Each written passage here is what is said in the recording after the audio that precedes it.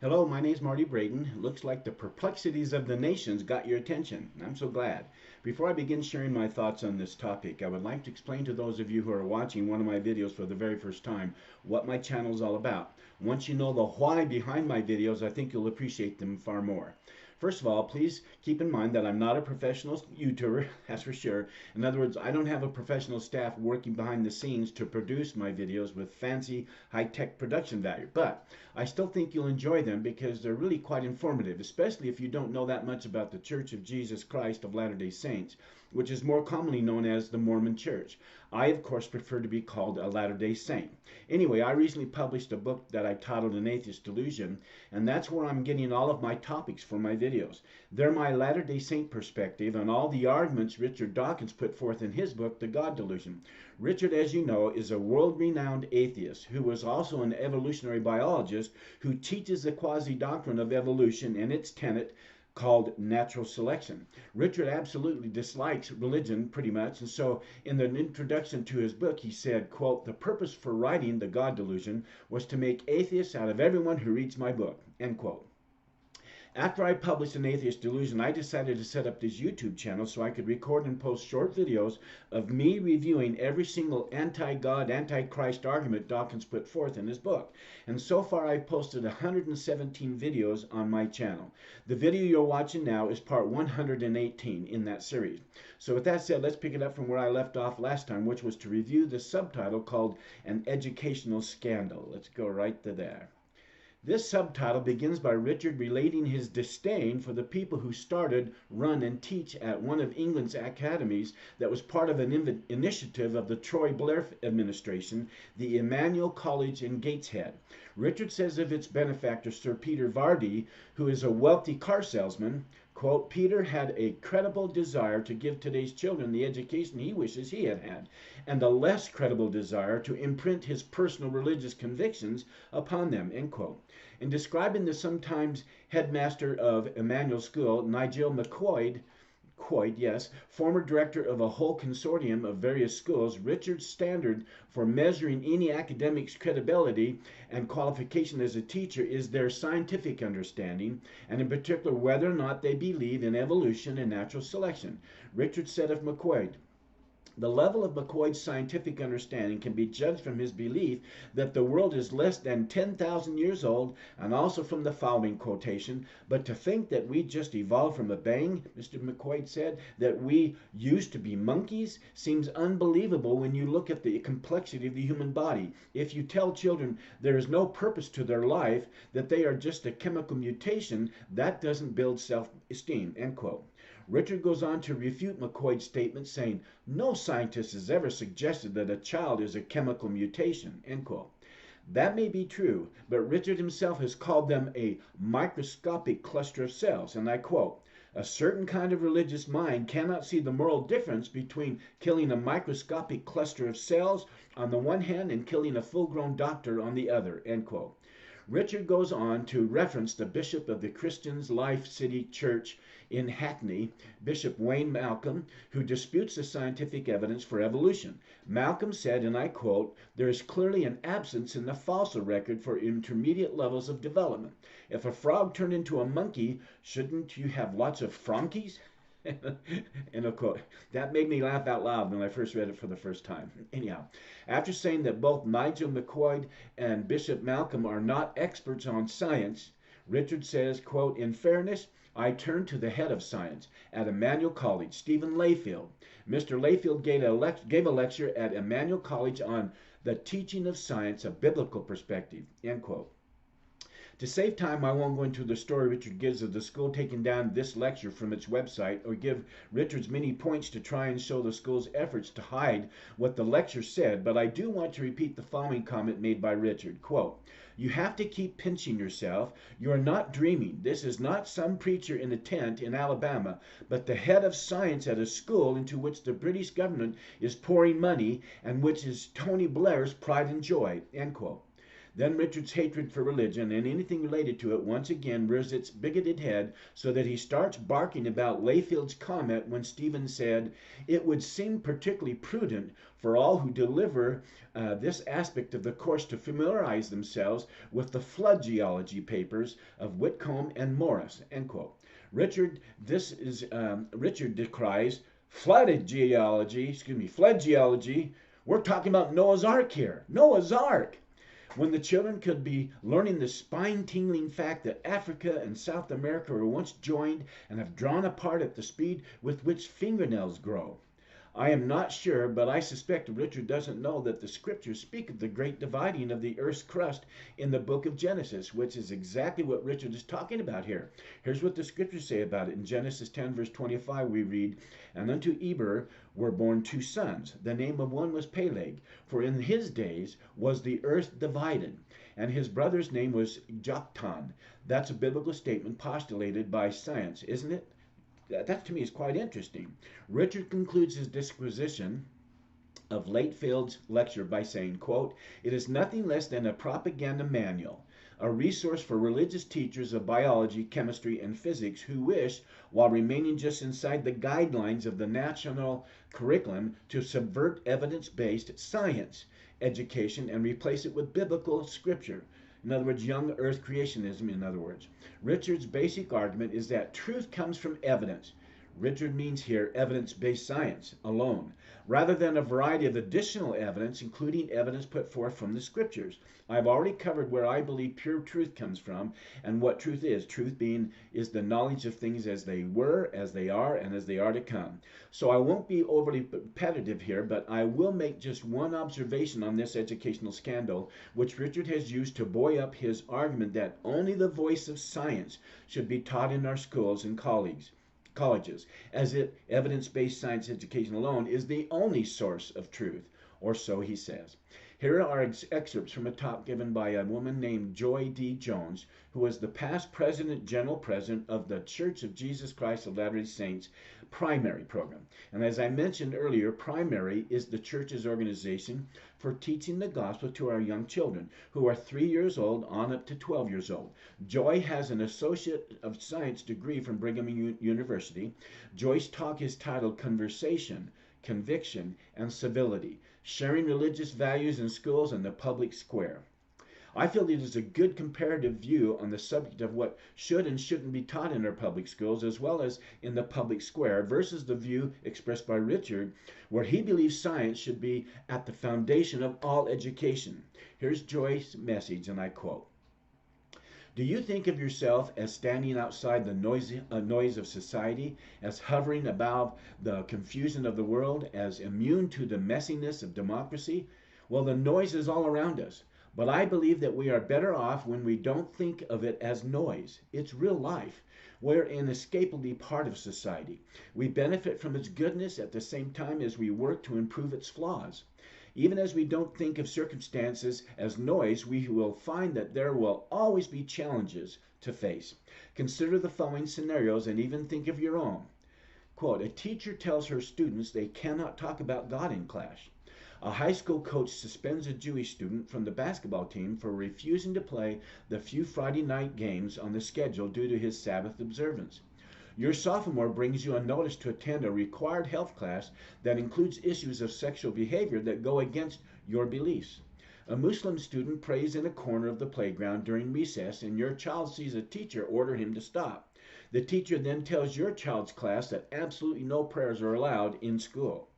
A rally on your college campus condemns the lobbying efforts of the Church of Jesus Christ of Latter-day Saints in the passage of a legislative bill that promotes the rights of religious institutions. Signs with the phrase, "We demand the separation of church and state," rise with the shouts. Colleagues at work take down from your cubicle wall your framed copy of the Family Proclamation. Now you can see the full printing of the Family Proclamation to the world at the end of my book, as well as go to churchofjesuschrist.org and type in Family Proclamation. It'll come up. Now, your boss says she'll reprimand the culprits, but then warns you that anti-LGBTQ bigotry is not allowed in the workplace. A young woman speaks out in class about why she doesn't believe in God or organized religion and gets booed by the rest of the students. These examples represent situations that actually have happened or could happen. The list goes on and on and on. The questions I want to pose include these. How do we as parents, students, citizens, neighbors, and human beings react to such conflicts? This is still Sister Jones speaking. What I think, make sure I have it right, Sister, yeah, Jones, that's correct, Sister Jones. Okay, but often situations can end up being handled by the parties involved, regular people who have a stake in the outcome. However, if you think nice words or kind gestures alone will solve these conflicts, then you may be in for an education. While niceness and kindness are important, engaging in open and honest dialogue in the public square is hard work. The short-term outcome is always in question. Goodwill is a work in progress. We ultimately find that societal harmony is more of a negotiation than it is a total victory for one side or the other. As we are figuring out that truth, we don't have the luxury of cloistering ourselves in a safe, hermetically sealed environment closed off from any and all disagreement. In the beautiful rough and tumble of a republic, there is no option for religious people to retreat, only a call to engage. When we engage, we often feel threatened by differences, and we don't have to go far to find them. The peculiarities of our lives can estrange us from each other. We often see things from different perspectives, and sometimes the fear of differences threatens us more than actual differences. Our differences, therefore, have more meaning when they enter into the conversation with other differences. Otherwise, we get stuck in our own social echo chambers. When we live among people who have immeasurably different opinions, experiences, upbringings, beliefs, personalities, and politics, we can approach our interactions in two ways. We either connect ourselves with people or protect ourselves from people. Someone who makes connection through their creed will make people their focus, listen more than talk, shake hands with someone even if they are shy or don't know what to say, become vulnerable to ridicule, and so on. Someone who sinks into a protective mode worries how they are perceived, frets about pleasing their tribe, competes instead of cooperates, and wins points instead of hearts. Protection is so much easier. In fact, it's human nature. We all do it, but a connective mindset is what keeps civilization going. Connection comes with risk, but it also comes with greater rewards. Protection from the messiness of other people has a veneer of safety, but ends up shrinking our ability to influence society. This paradigm applies to almost every real area of life, especially how we share our faith in public life. Connecting always creates more space for growth and creativity, while protection and guarding oneself from others always contracts and reduces and limits the space of possibilities for human understanding and social progress. What are the stakes here in connecting or protecting? A few are that it can prove the difference between making friends or making enemies, between resolving an issue and allowing it to harden, between trust and suspicion, between progress and stalemate, between open arms and clenched teeth. Think of this contrast, these two ways to approach life as we return to our examples. Speaking about religion in public schools for both teachers and students is constitutional and legal. But as in all things, it should be done in a reasonable, sincere, thoughtful way. Just because something is legal does not mean that we don't have to be considerate. Remember, we are working with both hearts and minds here. According to this wonderful resource titled A Parent's Guide to Religion in the Public Schools, generally, individual students are free to pray, read their scriptures, discuss their faith, and invite others to join their particular religious group. Only if a student's behavior is disruptive or coercive should it be prohibited. No student should be allowed to harass or pressure others in a public school setting. If doing so is relevant to the subject under consideration and meets the requirements of the assignment, students also have the right to express their religious views during a class discussion or as part of a written assignment or art activity. And regarding prayer, according to the same Parent's Guide, students are free to pray alone or in groups as long as the activity is not disruptive and does not infringe upon the rights of others. These activities must be truly voluntary and student initiated. The classroom is a place of education, not a proselyting or religious competition, so differing perspectives about God and religion certainly have a place in public schools. The companion resource for teachers states, as the Supreme Court has made clear, Study about religion in public schools is constitutional. Inclusive of study about religion is important in order for students to be properly educated about history and cultures. Religion must be taught objectively and neutrally, though. Some circumstances don't have a definitive answer or solution, but must be worked out in the specific context of the situation. Instead, we must consider the circumstances, personalities, policies, and environments involved. Read the situation and then engage in conversation. It says, what can we say? What can we say here? Most of the examples I spoke of earlier can be resolved without resorting to legal action. What is usually needed is good old honest dialogue. If we look deeply and closely enough, all sides of a disagreement usually have a legitimate, defensible viewpoint and stake in a good outcome. It is often the case that the interests of the involved parties are not, objectively speaking, better or worse, but just different. Two different minds. And it takes time, care, and honesty to disentangle those interests and present them plainly to the other side. Safety comes in engaging, not avoiding. One other thing to remember is that not all school administrators, teachers, or staff have been trained on these matters. And of course, many parents haven't either. For that reason, we need to be patient with each other and find civil solutions based on law. Workplace politics can be even more challenging because of the diversity of the sector, but the same principle applies. The church has a resource page that spells out the specifics.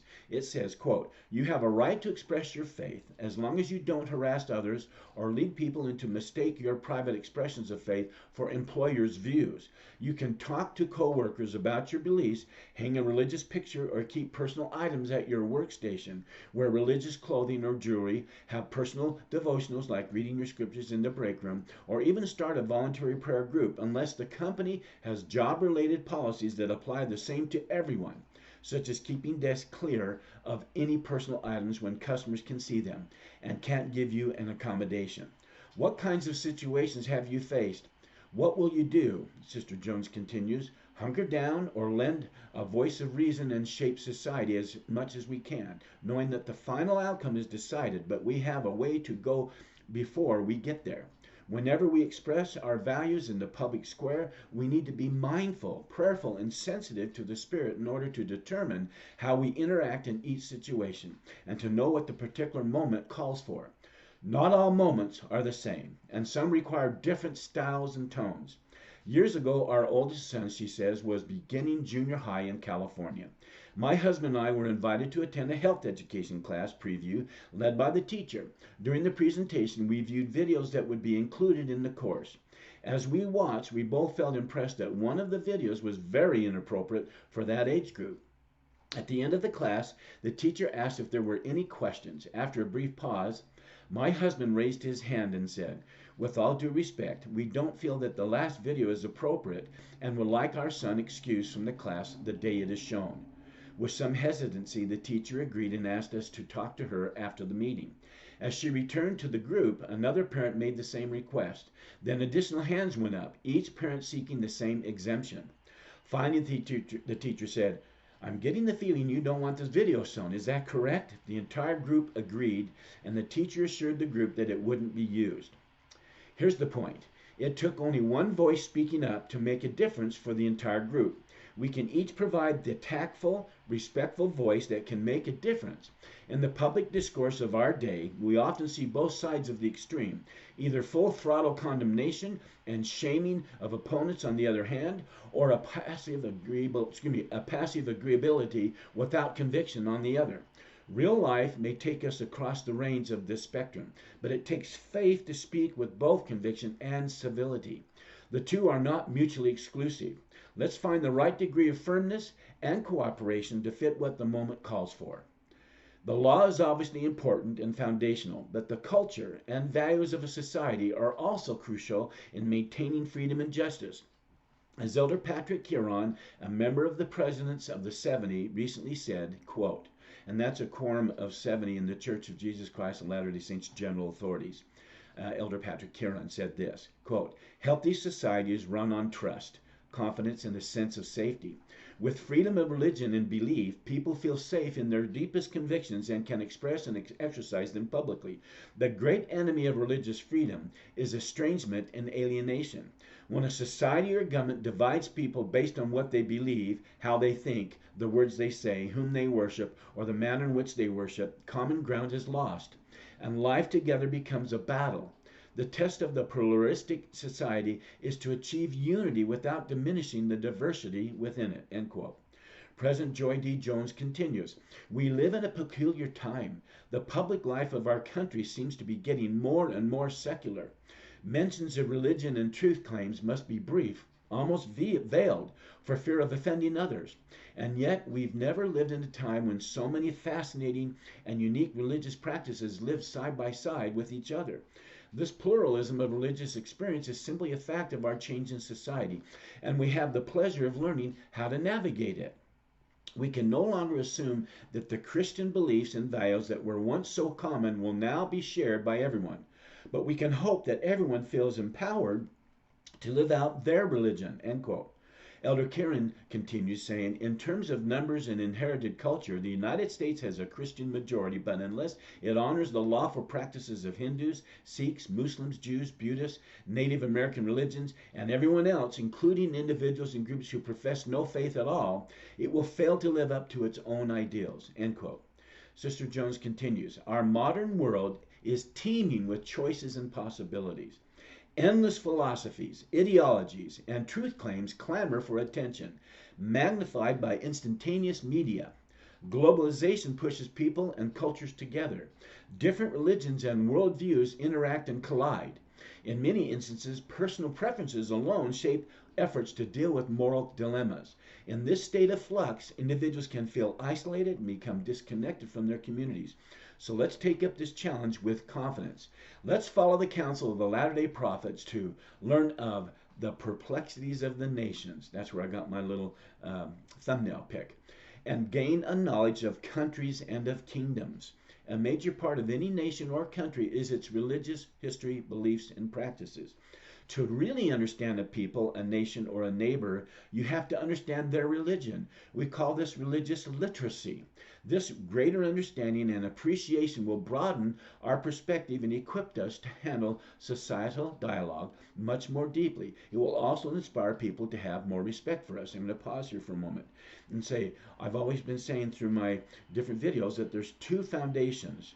There's man's word and God's word that gives birth to two worldviews. The worldview of Christianity and of theism, and the other worldview of man's law of naturalism, okay, or humanism.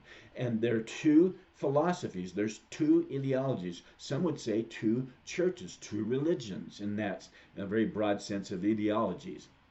And here's the thing. What comes born out of the one worldview comes all the different subjective thoughts and things we're dealing with. We're talking about the perplexities of the nations, dealing with LGBT issues, transgender issues, abortion, critical race theory, racism, all those thoughts. The same things are viewed here, but it comes through different kinds of glasses over here. The question is, do I always want to butt heads, or can you stop?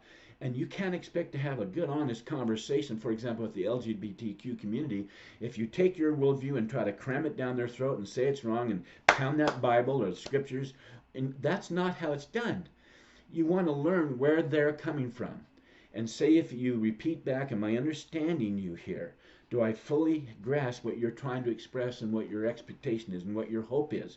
Okay, now first seek to understand before you're understood. Now you do the other side and discuss with them where you're coming from, what your perspective says. There's two there, and it's different. I don't expect you to look through these glasses without being your glasses a part of that, and so there's going to be a little conflict. But I have no conflict of trying to judge your heart. I'm not the judge. There's another judge in heaven called God.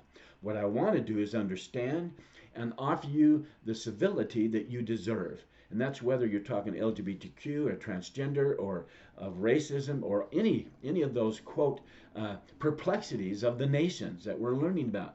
First learn. You know, I talk about the being 3 C's, being curious, being compassionate, and then being confident in your own skin.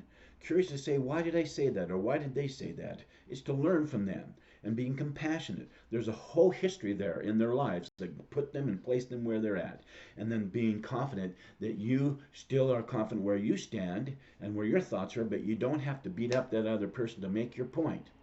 In other words, be sensitive and cognizant of the shifting dynamics between religious majorities and minorities, she continues. This dynamic can change depending on location and social context. You may be in the religious majority in Utah, like I am, but you will find yourself to be a minority most anywhere else. I believe that's true. Majorities have the moral responsibility to treat their outnumbered brothers and sisters with respect as well as kindness. That curiosity, kindness, civility. No contention, being kindly.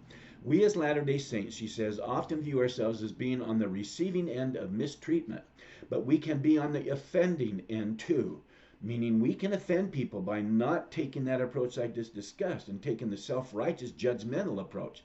Don't let the power of being in a majority make you complacent, she says, and don't let the imbalance of being in a minority make you resentful. In either situation, in either part of that spectrum, we can act as disciples of Jesus Christ. There's the key. We can connect with those who disagree, be firm in our rights, that's that confidence I talked about, emphasize with those around us, empathize with those around us, and develop a broader perspective, knowing where they're coming from, being respectful, being civil in expressing, do I understand this? Right. And listen and hush and let them express without interruption. Take some notes for later. And then when they're all done saying, did I understand this right? Did I not understand this right? You're going to have some A's, you're going to have some D's, and you're going to have some Q's. A is agree, D is disagree, and Q is questions to make sure whether they're going to be an A or a D. And when you're done, you have a third option. You have this extreme over here, their view. You have your extreme over here, their view. But this setting of the table and doing it properly, you can take those A's and it creates a third perspective, a third option. And that's all the A's, all the things you agree with. There's ground to stand on when you take the time to do it that way. The conclusion, when you do venture out to connect and create goodwill, you will find kindred spirits, both those who disagree and those who agree with you. You're going to find that third option. They may be hiding, but they will emerge. And those who don't agree with you will find respect for you and perhaps soften their disagreement because of your civility. And Ken Ham, excuse me, not Sam, but Ken Ham of Answers in Genesis, he did a talk. I saved it up on my video under playlists. There's one in there that he talks about this very thing when he was finally invited back at a college to give his 35 minute talk. And they filled up the room. Well, it's a wonderful thing. And the first several rows were the LGBTQ folks, and they couldn't believe how he handled it civilly, how he considered their feelings, and how he shared it in such a way that it was controversial and critical and damning and shaming. It was a whole different approach, so that they both realized there was two sets of glasses and difference, but they found some A's.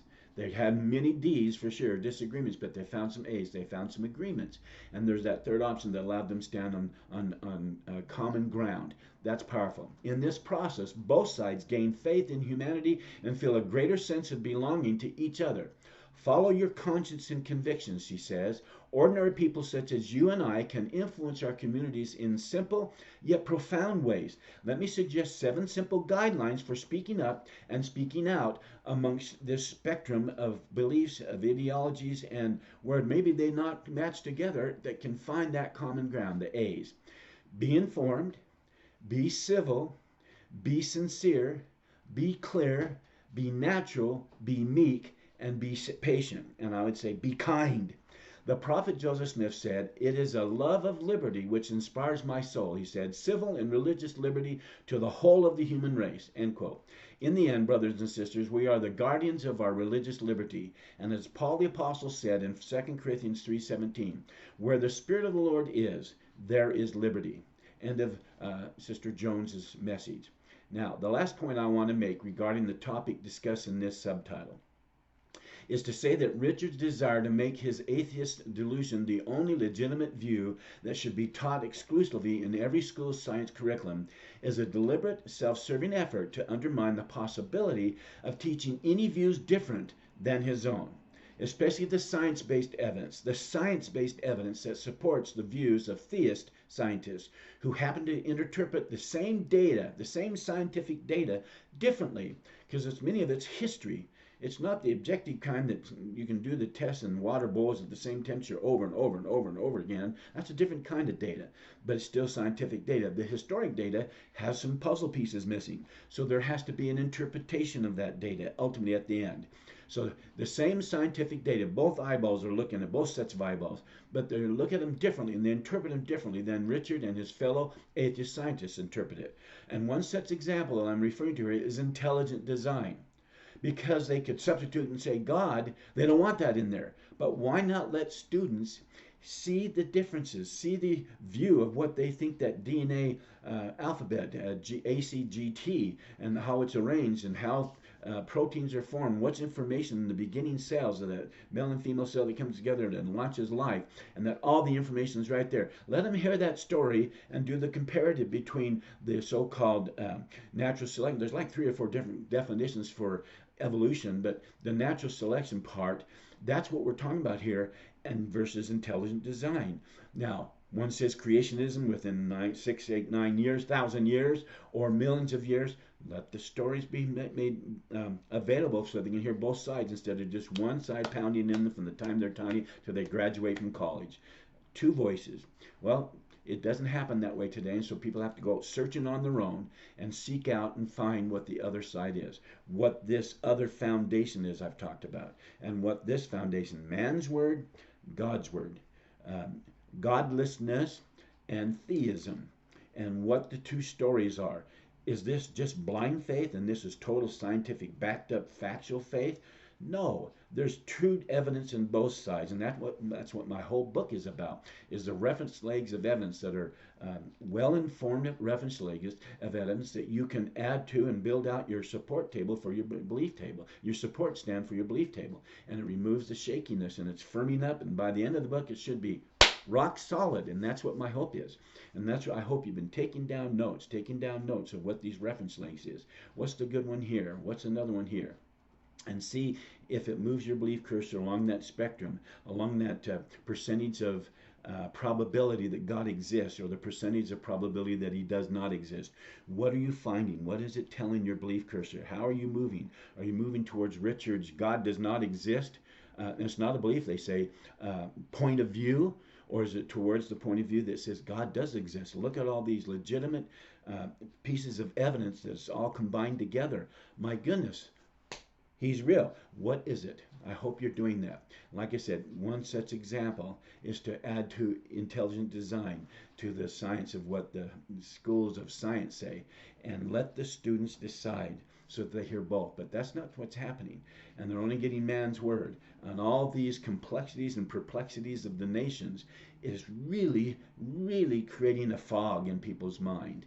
And they're not hearing the true foundation and seeing that there is answers for every one of the arguments Richard has put forth. I've got 117 just in the titles of my videos. And there's 3 or 4 in many of these videos, 3 or 4 arguments that I've answered. So there's literally hundreds of questions and arguments that I've answered and will answer in the last 2 chapters. I'm doing chapter 9 and then there's chapter 10. So we're almost done with these little videos that way. So anyhow, I hope this made sense. I hope you can see the sincerity of my heart and what I'm trying to do here, and so that you can understand that all these videos have well-informed reference leg evidence pieces that create these legs that form wider and wider and more solid, more firm and more fixed, so that your table belief can rest on it without cognitive dissonance, without fear and doubt and concern and loss of faith.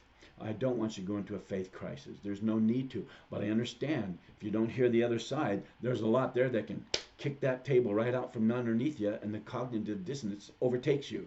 I don't want that to happen. That's why I'm doing these videos. And I hope this has made sense to you.